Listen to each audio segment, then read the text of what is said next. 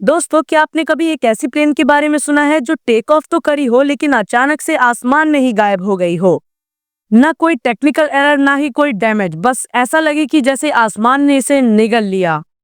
और पूरे 37 साल बाद वही प्लेन वापस आ जाए और फिर से गायब हो जाए। ये कोई मजाक की बात नहीं है, बल्कि फ्लाइट 914 की एक ऐसी मिस्ट्री है जिसने पूरी दुनिया को हैरान कर दिया।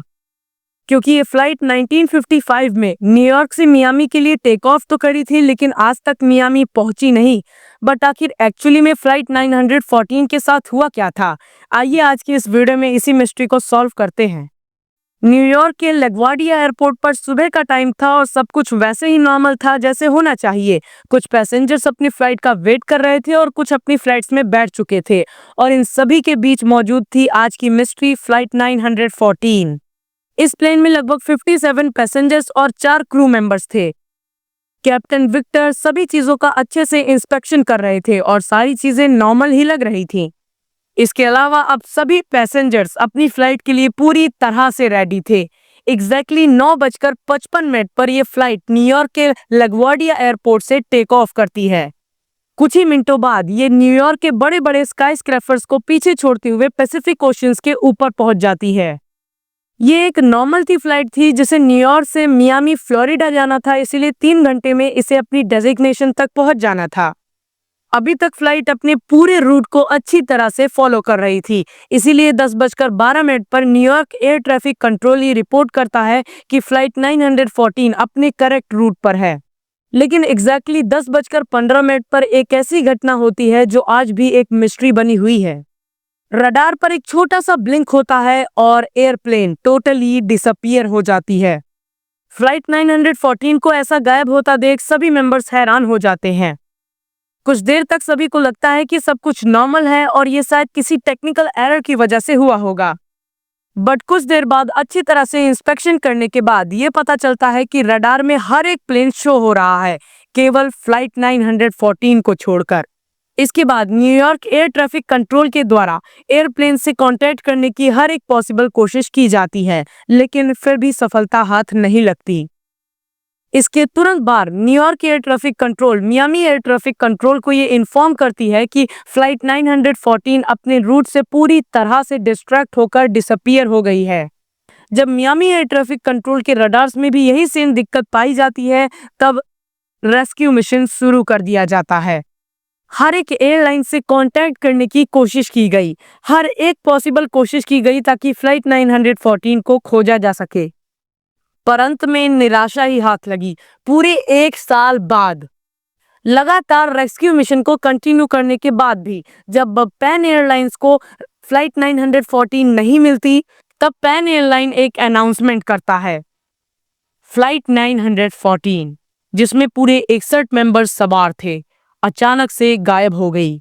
इसके बाद इस बात को पूरे 1 साल बीत चुके हैं। हमने खोजने की पूरी संभव कोशिश की, लेकिन हम इसमें नाकाम रहे। हम जानते हैं कि इसके साथ जरूर कोई दुखद घटना हो गई होगी, लेकिन क्या ये बात सच थी? क्या सच में फ्लाइट 914 के साथ कोई एक्सीडेंट हुआ था, या ये कोई दूसरी दुनिया या कोई दूसरे डायमेंशन में जाकर फंस गई थी? धीरे धीरे ये बात और पुरानी होती गई, सब इस बारे में भूलते चले गए। फिर साल आया 1992 का। अब फ्लाइट 914 की घटना को पूरे 37 साल बीत चुके थे, इसीलिए एक भूली हुई कहानी बन चुकी थी। जितने भी पैसेंजर्स और क्रू मेंबर्स इसमें सवार थे, उन्हें मृत्यु घोषित कर दिया गया था और फ्लाइट 914 की घटना को एक दुखद घटना मान लिया गया था। बट 21 सितंबर 1992 वेनेजुएला के काराकास एयरपोर्ट पर एक ऐसी घटना हुई जिसने पूरी दुनिया को चौंका कर रख दिया। वेनेजुएला एयर ट्रैफिक कंट्रोल अपने काम को पूरी सही तरीके से कर रहा था। एयरपोर्ट पर भी यात्री आ जा रहे थे, प्लेन टेक ऑफ कर रही थी, लैंड कर रही थी और सब कुछ नॉर्मल था। लेकिन अचानक से वेनेजुएला के एयर ट्रैफिक कंट्रोल रडार पर एक अनजान प्लेन डिटेक्ट हुआ। लेकिन सभी मेंबर्स इस प्लेन को देख कर हैरान थे, क्योंकि इस प्लेन के बारे में कोई भी एविडेंस नहीं था। ये बात हेडक्वार्टर में आग की तरह फैली और कुछ देर बाद जब उस प्लेन का मॉडल थोड़ा थोड़ा आंखों के सामने आने लगा, तो सभी लोग उस प्लेन को देखकर पूरी तरह से दंग रह गए, क्योंकि उस प्लेन का मॉडल आज के आधुनिक प्लेन्स के मुकाबले बहुत ज्यादा पुराना था। दूर से ही देखने पर वो प्लेन एक ओल्ड टेक्नोलॉजी का प्लेन लग रहा था। इसी वजह से इस प्लेन ने बहुत इजीली सबका ध्यान अपनी तरफ अट्रैक्ट कर लिया।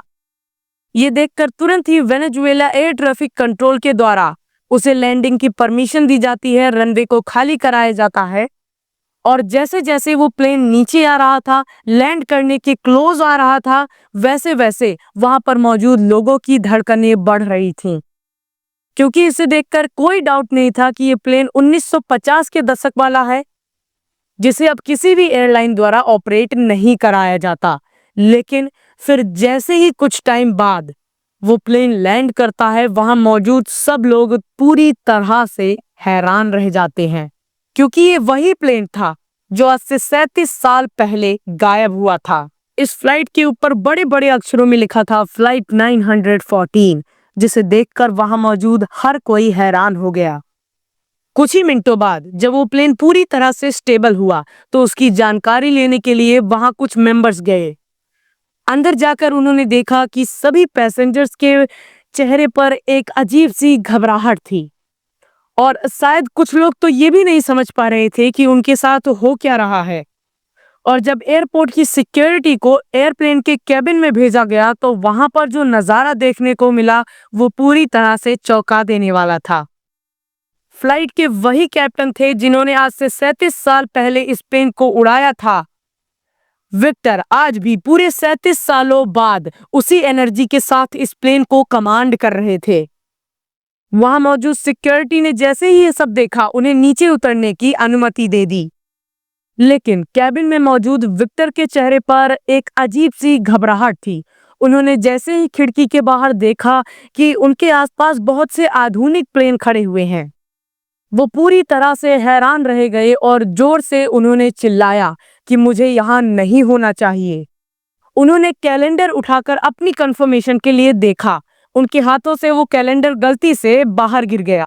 जब एक सिक्योरिटी ऑफिसर ने उस कैलेंडर को चेक किया, तो वो पूरी तरह से हैरान रह गया, क्योंकि वो कैलेंडर 1955 का था और उस कैलेंडर में एक डेट मार्क थी, 2 जुलाई।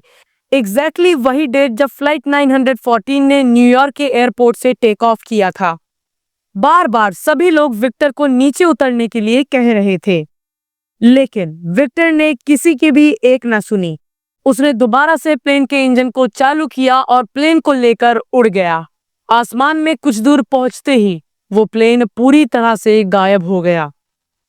और आज इस घटना को पूरे 32 साल बीत चुके हैं, लेकिन दोबारा से इस प्लेन को वापस कभी नहीं देखा गया।